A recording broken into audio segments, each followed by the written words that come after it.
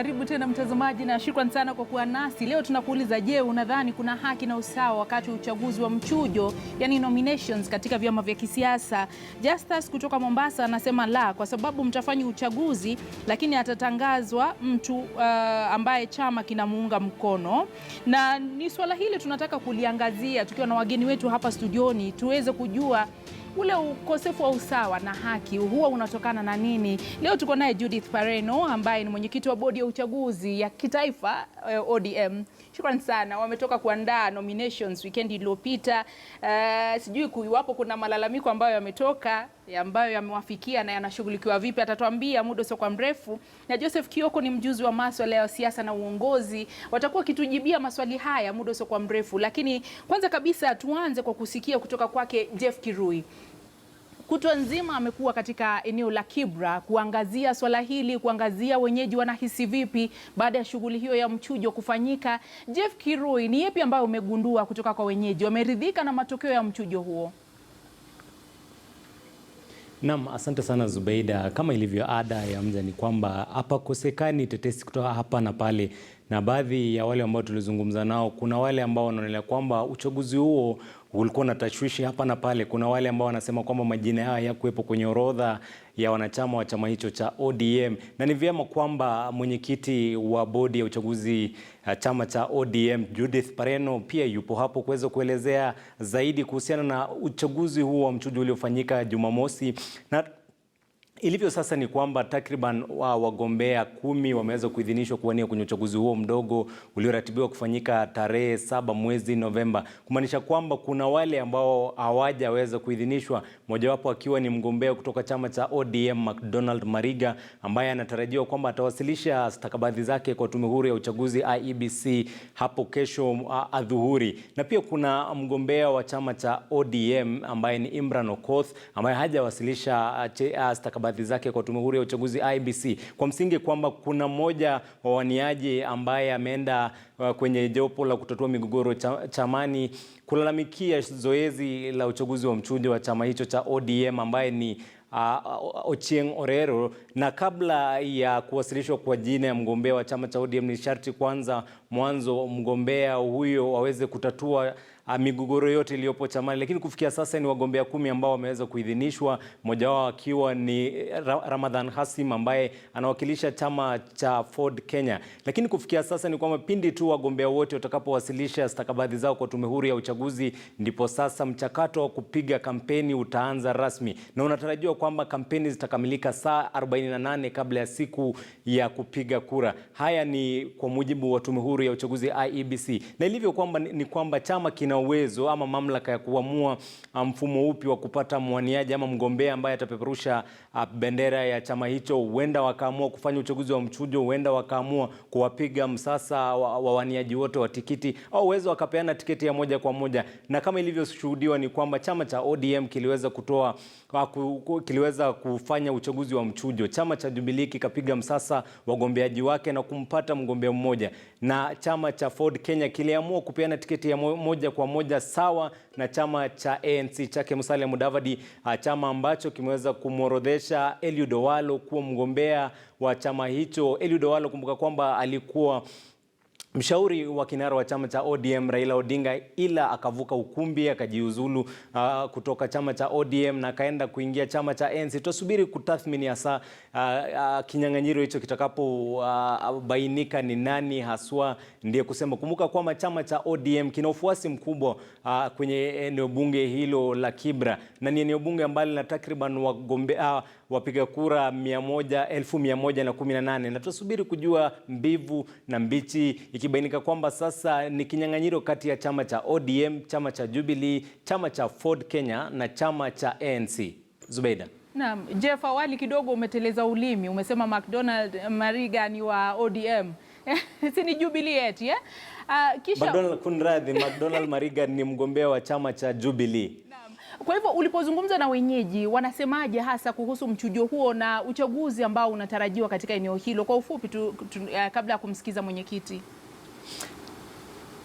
Na matarajio ya wakazi wa eneo bunge la Kibra wanasema kwamba wanataka uchaguzi utakaofanyika uwe uchaguzi huru na wa haki, na wanasema kwamba wanapea kongole chama cha ODM kwamba waliweza kuandaa uchaguzi wa mchujo ambao kwa kiwango chake kilionekana kuwa ulikuwa uchaguzi wa huru na kukuwa na mgogoro wote na tashwishi ama zile changamoto ambazo zilikuwepo zinaweza kutatuliwa na jopo ambalo limetwikwa jukumu hilo, jopo linalotwikwa jukumu la kutatua migogoro. Na kwa jumla wanasema kwamba shughuli yenyewe ilienda shwari na wanatumai kwamba tume huru ya uchaguzi IEBC ndio sasa ambayo imetwikwa jukumu la kuongoza shughuli hii itafanya kazi safi kuhakikisha kwamba haki ya watu wa Kibra inazingatiwa kwenye shughuli hiyo ya kupiga kura. Zubeida. Naam, shukrani sana Jeff Kirui. Najua huko katika pika zako za taarifa hiyo ambayo itatukujia kwa kina katika taarifa zetu za mwendo wa saa 1. Shukrani sana kwa muda wako. Tuje hapa na tuanze naye mwenyekiti. Tueleze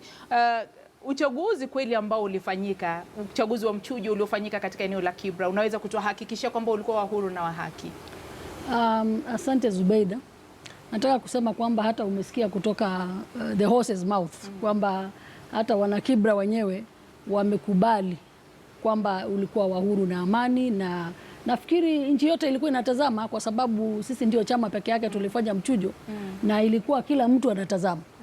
Wale waliotazama ambaye wana nia njema kwa chama basi na waliona kwamba tuliweza kufanya uchaguzi kwa njia ya uhuru na amani, na nataka kusema tulijipanga vilivyo. Tulipatiwa muda karibu wiki 2 wa kujipanga. Wewe mwenyewe umejionea mpaka masanduku yamepangwa vizuri. Tulikuwa na maofisa walifanya hiyo kazi. Kama ulitazama siku hiyo polling stations zetu, vituo zilifungua saa 12 asubuhi. Tulianza kuzisafirisha saa 9 usiku. Tukahakikisha kwamba wakati huu hakutakuwa na kuchelewa kufungua vituo. Lakini japo vituo vilifunguliwa mapema, kulikuwa na vuta ni kuvute, wengine wakisema kwamba majina yao hayakuwa yanapatikana kwenye sajili na shughuli hiyo kuanza kuchelewa katika baadhi ya vituo. Hilo lilifanyika vipi? Tulianzisha vizuri, lakini kufika masaa 5 hapo, masaa 4, watu wakaanza, wengine wanasema sio vituo vyote. Naweza kukuhesabia. Ilikuwa vituo chache sana. Wakasema kwamba majina yalikuwa hayapo. Na kuambia Zubeida, hatukuchelewa kama bodi. Tulitumana register mara moja. Kwanza tulitumana ya pili. Wakasema hata bado hii kuna wengine hawako. Tukatumana na ya tatu ili tuko karibu na ofisi. Tunaenda kwa ofisi, tunatoa orodha ya wale ambaye kama sio wanaona sio safi, tunaitoa tena. Sio ati kubadilisha, lakini tunatoa orodha ile ya wanachama. Kumbuka hii ni mchujo wa wanachama. Sio mchujo wa kila mtu. Tulikuwa tunatoa orodha ya wanachama, tunapatiana huko, wanasema sisi hatuko. Basi baadaye jioni kabisa walikubali kupiga kura na wakapiga kura, na hakuna mtu by the time tulipiga kufikia saa 12, kwa sababu tuliendelea mpaka saa 12 kwa sababu ya wale walichelewa kidogo. Kufika saa 12 jioni hamna mtu ambaye alifungiwa asipige kura, na wote walipiga kura ambaye walikuwa hapo. Kabla sijavuka kwake Kioko, ningetaka kuelewa na labda watazamaji wangependa kuelewa hili swala ambalo hujirejelea kila wakati kwamba watu wanapata majina hayako kwenye sajili, huwa linafanyika vipi? Ni kwamba hampitii sajili kabla ya uchaguzi kufanyika, au mkanganyiko huwa unatoka wapi? Watu hawajaelewa sheria sasa ya sasa. Sheria ile ilipitishwa hivi karibuni kabla ya uchaguzi ule uliopita. Ni kwamba wale ambaye wanatakikana kupiga kura ni wanachama. Na wanachama ni kina nani? Sio iko supporters wa chama, lakini unajiandikisha kwa chama. Labda mtu hakujiandikisha kwa chama. Kama hutajiandikisha, hata kama unafuata hiyo chama na hujajiandikisha, utakuwa kwa orodha namna gani? Kwa hivyo tuna orodha ya IBC, tuna orodha ya wanachama. Sisi tulipatiana orodha ya wanachama. Lakini waliposema majina yetu hayapo, hatukutaka kusema kwamba lazima sisi tuwe kwamba tuko 100% kwamba hatuwezi kufanya makosa. Tukarudi kwa ofisi na tukatoa registers. Hata tukatoa ile IBC walinganishe, ili hakutakuwa na mtu ambaye atasema mimi ni mtu wa kupiga kura katika hii kituo na mimi ni mwanachama na bado siko kwa register. Mpaka tukatoa mpaka na orodha ya IBC na watu wakaendelea kupiga kura. Na nitarudi kwako utueleze, ndio uweze labda wale ambao wanatazama waweze kuelewa tofauti ya wafuasi na wanachama iko wapi. Lakini Kioko, tunapoangalia mchujo huu ambao umeandaliwa na ODM na shughuli za awali ambazo zimefanyika, migogoro ambayo imeshuhudiwa miaka ya nyuma, unadhani kweli kuna uhaki katika shughuli zima ya mchujo ambayo inaandaliwa na vyama vya siasa humu nchini? Na tunapoangalia kuna ukomavu ambao umeanza kushuhudiwa sasa kwa mfano? Mimi nadhani kuna ukomavu. Hakuna 100 katika 100 ya uhaki. Kwa maana chama zina mashida zao. Kwa mfano ODM ikiwa Kibra ni stronghold. Kuna wafuasi sugu wa ODM Kibra. Lakini ODM ukiipeleka tuseme Ukambani, Makueni ama Mwingi, chama kile kina upato mkubwa ni Wiper. Ukichukua ODM uipeleke Nyeri, chama kile kina upato mkubwa ni Jubilee. Kwa hivyo ile njia ama mbinu ile watatumia kufanya mchujo Kibra lazima itafautiane na ile watafanya wapi? Nyeri. Na lazima itafautiane na ile watafanya wapi? Ukambani. Manake hutaki kumchokesha candidate wako. Leo hii na ndio maana Jubilee walifanya ile kumteua McDonald. Because chama kile kina wafuasi wakubwa ni kipi? Ni ODM. ODM lazima ijipange vizuri hapo na vizuri kadri ya haja. Huwezi pata vizuri 100 katika 100. Ni kadri ya haja. Walijaribu wakasema tutatumia sajili ya wanachama, register ya party members. Lakini kila mtu, research inaonyesha kwamba 80% ya wakazi wa Kibra ni masapota wa ODM. Leo naweza kuwa mimi siko katika register orodha ya chama cha ODM, lakini niko sure kwamba siku ya kura ikifika nitapigia mfuasi candidate wa ODM. Kwa hivyo huyo mtu ukimnyima kufanya nini, kuparticipate katika nomination, pia umeanza kumuhujumu katika, umemkosea. Atakuja siku moja arudi aseme mbona nyinyi mlinikataza nisipige mchujo, labda candidate wangu alikuwa fulani. Sasa lazima umuhimu wafanye ile inaitwa balancing act.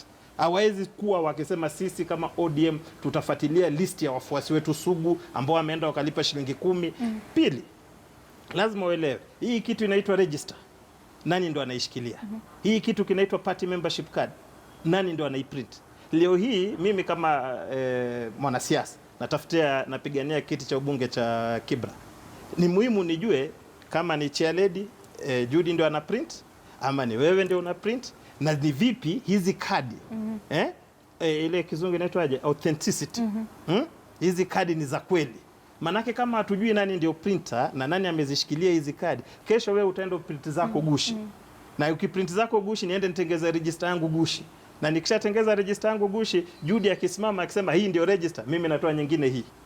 Hapo ndio shida. Lakini hao mambo yote ni katika ile hali ya kukua kisiasa. Kitambo kulikuwa na fujo. Hii ni mara ya kwanza ODM na tunamshukuru Chair Lady, tunamshukuru sana. ODM wamefanya nomination na imekuwa sawa. Polisi wamekuwa hapo, vijana wamepiga kura, wanachama wamepiga kura na hakuna mtu anateta. Hiyo lazima tuwape shukrani. Wanataka kuchangia, ndio utueleze, kwa sababu tunapojua katika uchaguzi mkuu kabla ya kuandaliwa, IEBC huwa inatoa orodha, inasema enda mkague orodha uone majina yako yako sawa, vitu viko sawa, kila kitu kimechapishwa sawa. Huwa vitu kama hivyo vinafanyika wakati wa mchujo wa vyama vya siasa. Tufafanulie zaidi. Kabla sijafika hapo, nataka kufafanua ama kuongezea vile amesema na labda kumkosoa kidogo. Hebu tusome sheria zetu, kwa sababu sisi ni chama tunafuata sheria. Sheria nchi hii sio ya ODM, ya nchi hii ya uchaguzi, Election Act, inasema kwamba lazima mfanye uchaguzi kwa kutumia orodha ya wanachama. Kwa hivyo sisi tulikuwa tunafuata sheria, kwa sababu hatuwezi pia tukavunja sheria ya uchaguzi. Halafu sheria hiyo, baada ya kufuata hiyo yetu ya chama, pia inasema hivyo. Kwa hivyo kama kuna mtu ambaye ni mfuasi tu na hajajiandikisha, basi ole wake, lazima ajiandikishe kwa chama, ama tubadilishe basi hiyo sheria ambayo inasema wanachama lazima ndio wanapiga. Actually tukiangalia, IEBC inatakikana kuwa inachunguza kwamba mnatumia orodha ya wanachama, sio orodha yao, na ni sheria inasema hivyo. Kwa hivyo kwanza ni sheria imesema, sio ODM ilisema lazima tutumie orodha ya wanachama, ni sheria imesema tutumie orodha ya wanachama. Sasa ndio maana tulitumia orodha ya wanachama. Kama wangesema tutumie IEBC, sheria ingesema hivyo, basi tungetumia. Lakini pia ingekuwa ni mbaya, kwa sababu watu ambaye sio wanachama wenu watakuja kuwapigia kura. Hebu tufafanulie kabla hujanijibu hilo swali la pili. Mfuasi ni nani? Mwanachama ni nani? Taratibu ni zipi? Kila wakati sisi kama ODM huwa tunafanya kitu inaitwa grassroots elections. Hakuna chama nyingine inafanya hiyo, kuchagua wafuasi wenu kutoka chini. Mimi nimefanya grassroots elections kwa hii chama karibu mara 4 sasa. Tunaanza kuanzia kwa polling station, tunajiandikisha mpaka juu, mpaka tuko na national officials. Halafu watu wanajiandikisha, wanajirecruit. Labda sio officials, lakini wanajiandikisha ili wapigie wale kura. Wanajiandikisha wote, tunapata orodha ya wanachama, halafu tunaweka vizuri, hata IEBC inapewa kopi. Kwa hiyo IEBC inatakikana kwamba inaangalia orodha ya political parties, pia registrar anaangalia orodha ya wanachama. Kwa hivyo mwanachama chama ni kama club. Mnajiandikisha, unalipa kama ni hiyo shilingi 10 ama shilingi 200, ama sisi wabunge kwanza sasa tumejiandikisha, alafu bado tunatoa subscription ya chama kila wakati kama wanachama. Na kuna wale ambaye mtu anasema mimi ni ODM na hajawahi kuingia kwa orodha ya chama, huyo ni mfuasi na tunawapenda sana, lakini ikifika wakati wa kupiga kura sio kila mtu atapigia kura. Ni wale wako kwa orodha. Ni wangapi ambao wamejisajili kama wanachama? Tuko na wakati wa mwisho ambaye nilikuwa na register, kwa sababu kila wakati tuna register, kila wakati tunaweka watu kwa orodha. Hata wale wamekuja juzi ambaye mtu hajai kuwa kwa chama, kuna wale ambao wamejiandikisha hata kwa hii uchaguzi. Kuna wale ambao wamesema mimi wakati huu ndio nimekuja kujiandikisha katika chama cha ODM. Kwa hivyo kuna update ya kila wakati, orodha tunarekebisha, tunaongeza wengine. Tuko na wanachama wengi sana, zaidi ya milioni, hata siwezi kusema. Tuko na wengi sana. Na hapo Kibra pekee? Kibra wale wamejiandikisha katika kupiga kura wote ni 1119. Hao ni wale wote ambaye sio ODM pamoja na wana ODM, lakini kwa register zetu tuko na karibu 1060. Naam, tutarudi Kioko. Naona unataka kuchangia kwa hili, kwa sababu nitakuwa nikitaka pia kujua idadi. Umetuambia ni elfu ngapi? Nasema karibu kwa sababu kwa sababu ukiangalia na idadi ya wale ambao walijitokeza kupiga unaona ni ndogo sana. Je, ni kwamba wameanza kupoteza imani na chama hiki? Tutakuwa tukirudi na majibu muda sio kwa mrefu, usiende mbali.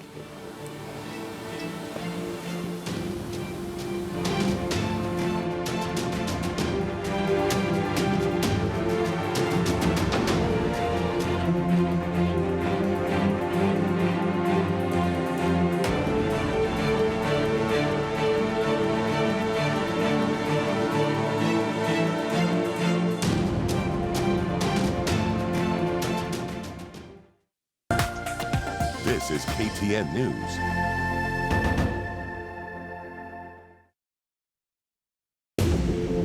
I'm hungry. Yes, with some extra fries. Delivery on the way. So extra.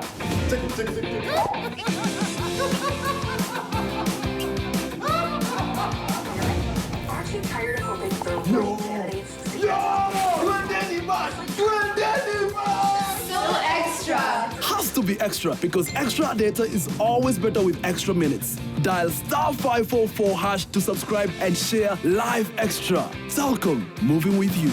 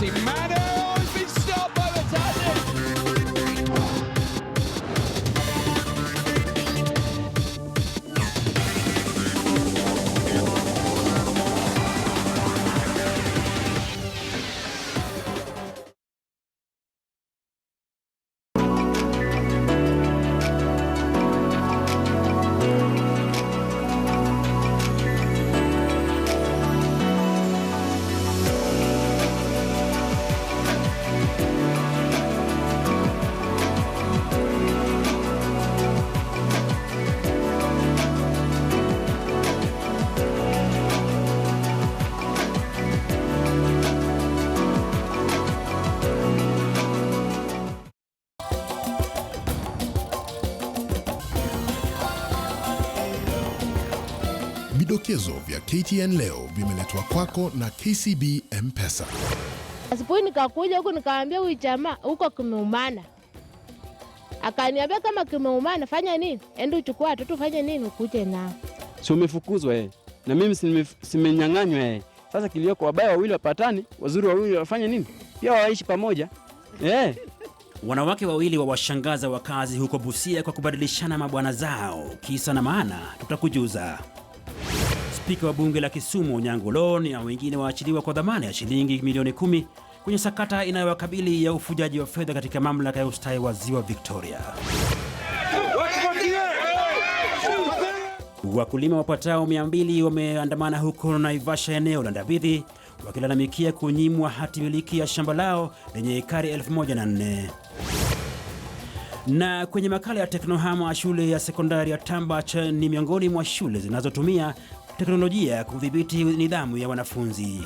Save money easily on your phone at over 6% interest rate. Go to the M-Pesa menu, loans and savings, select KCB M-Pesa and start saving now. The more you save, the more you can borrow. KCB M-Pesa. This is KTN News.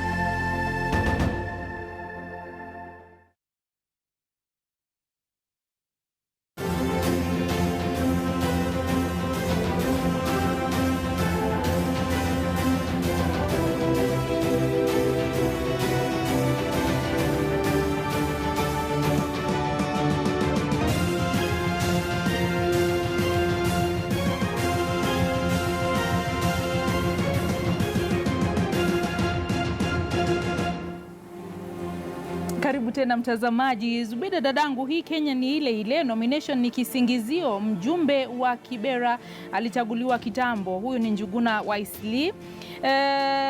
Gabriel Musheru kutoka Lakisama Blue Collar. Zubeda, sana vyama vingi huwa ni kipendeleo tu, kama hauna godfather ama godmother lazima tu utaanguka.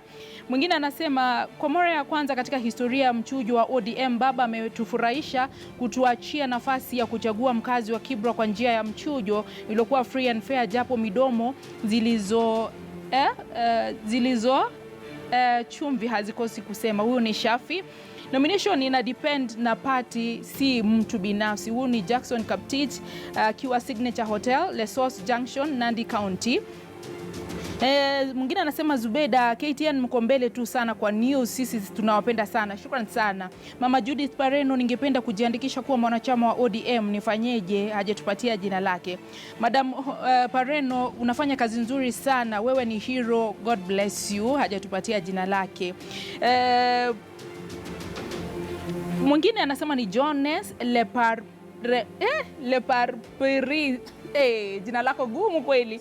Leparpiris. Natumai nimelitamka vizuri. Maeneo ya Baringo County, Marigat Sub County, Mkutani Division. Maoni ni kuwa majina ya wagombea viti Kibra yamewezekana kupotoshwa baadhi ya mengine, ili wale wanaotakiwa kushinda waingie nyasi au wasipatikane wenye stakabadhi za kupiga kura. Na hili pia utatufafanulia zaidi. Ukioko ulikuwa unataka kusema jambo. Mimi nasema kwanza mambo ya mchujo si rahisi. Hakuna chama kina uwezo 100% kutengeza mchujo ambao utakuwa na shida. Kuna walioshindwa ambao watateta. Kuna walioshindwa ambao watasema watu ni kujuana. Shida zitakuwa. Kama IBC hufanya uchaguzi na IBC tumeilipia kodi, inafanya uchaguzi na uchaguzi ukiisha bado watu wanateta, sembuse vyama hivi vyetu vidogo. Kwa hivyo lazima tuangalie hivi vyama vilianza wapi, leo tumefika wapi, na kesho tunataka kwenda wapi. Kwa mfano, mimi nimefurahia kwamba ODM ilienda ikachukua watu wa IBC kuifanya huu mchujo. Kama vyama vyetu vya kisiasa vingefika mahali viseme, vikubaliane katika ile political parties tribunal, viseme kwa sababu tunataka kueneza demokrasia nchini hii yetu, sisi tutakuwa tunafanya mchujo siku moja wa vyama vyote. Ndio maana ukipiga leo, wewe ukipigia kura ODM, hauwezi enda ukapigia kura Wiper. Na ukipigia kura Wiper, huwezi enda ukapigia kura ANC. Tukikubaliana sisi sote mchujo wa vyama vyote vya kisiasa. Na unajua tuongee sasa kwa sababu kuna by election. Tuongee siku ya general election, viti ni 200 na vinapiganiwa. Viti vya senator fulani, ma MCA. Sasa tupange tu ma MCA wote tunafanya uchaguzi mchujo siku fulani wa vyama vyote. Nani ndio supervisor? IEBC. Manake tunalipa kodi. Na tukikosea mchujo, manake demokrasi inaanzia kwa mchujo. Ukikosea kufanya mchujo mzuri, hata ile kura ya mwisho bado kutakuwa na shida. Lakini unapoangalia kuna hii dhana ambayo bado Wakenya wanaizungumzia kuwa unapojua mtu fulani kuna mapendeleo yani wakati wa mchujo, kwamba kiongozi wa chama fulani kuna mtu fulani anampendelea, nyinyi wengine hata mkienda kupiga kura zenu hamna usemi. Lakini huyo mtu ana kura moja. Lakini kama kiongozi huwezi mlinganisha na wengine kule chini. Huyo mtu ana kura moja. Leo hii Ukambani, Kalonzo Musyoka yaweza sema mimi nampenda Kioko. Sijaona Mkamba yongea Kiswahili kama Kioko. Aende anipeleke mahali kunaitwa Kaiti. Lakini kama watu wa Kaiti hawanitaki, na ndio wengi. Unapoangalia historia utajua kwamba mchujo mara nyingi hutokea vita kwa sababu ya mambo kama haya, watu kusukumiwa mtu ambaye hawamtaki na unaona kwamba ndio wale ambao wanajitokeza kuania kitu fulani wanajiona kwamba hakuna haki katika shughuli kama hizo wakati ambapo zinafanyika. Kwa mfano katika mchujo huu kuna mtu ambaye amelalamika, labda kama sasa nikueleze, wiki 2 zilizopita walikuwa wanasema Pareno ashapatiana certificate, ashapatia huyu bwana Peter Orero. Mpaka ilibidi nikawaita wote, tukakaa wote tukawaeleza, nikauliza wewe Peter Orero, amkapatiana certificate ile umeshapewa hapa mbele ya wengine, kwa sababu walikuwa wanatumia propaganda ya kusema kwamba wamepewa certificate. Hamna mtu ambaye tulikuwa tunamwosha kama tunampenda zaidi. Sisi tumeenda mchujo. Labda ile chama zingine Jubilee walikuwa na 4 wakachagua mmoja, labda walimpendelea huyo mmoja. Sisi tuliwapendelea wote 10 na tukawapa nafasi ya kwenda kuchuja. Kama utawapatia wote 10, itakuwaje sasa watasema baba alipendelea fulani ama Pareno alipendelea fulani, na tumewapa nafasi ya kwenda kwa debe. Sisi kama chama cha ODM huwa tunapeleka watu kwa debe wakati zote. Labda wakati 1 2 ambaye tumefanya direct ticket, tumefanya ticket ya kumpatia tu, na kupatiana huwa tunafanya survey. Wacha nikueleze, ile survey ya sasa ya hii mchujo tulifanya jana imeonyesha ule Imran ambaye ameshinda ndiye anayeshinda kwa survey ambaye ni independent tunapewa. Hata survey yenyewe inaambatana na results zile zote tumetoa, na survey ilifanya tofauti na sisi tukafanya mchujo tofauti.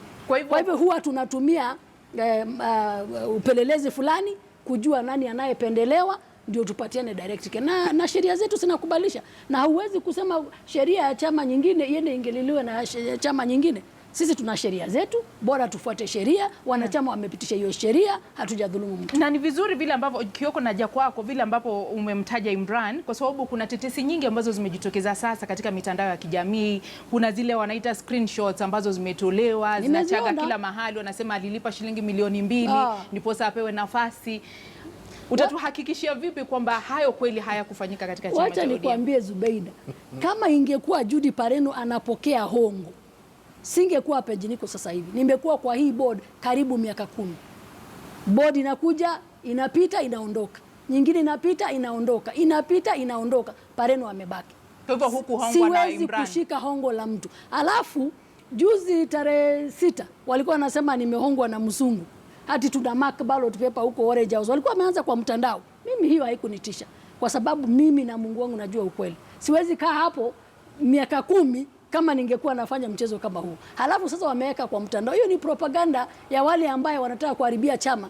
Walijaribu tarehe 6 wakisema kwamba kuna mmoja tumempendelea ambaye sasa walikuwa wanasema ni msungu. Walipoona msungu sasa hajatoboa, wameanza ma screenshot ya kuweka kusema hati sijui nani alichukua hongo, alafu Pareno alikuwa anajipanga hapo.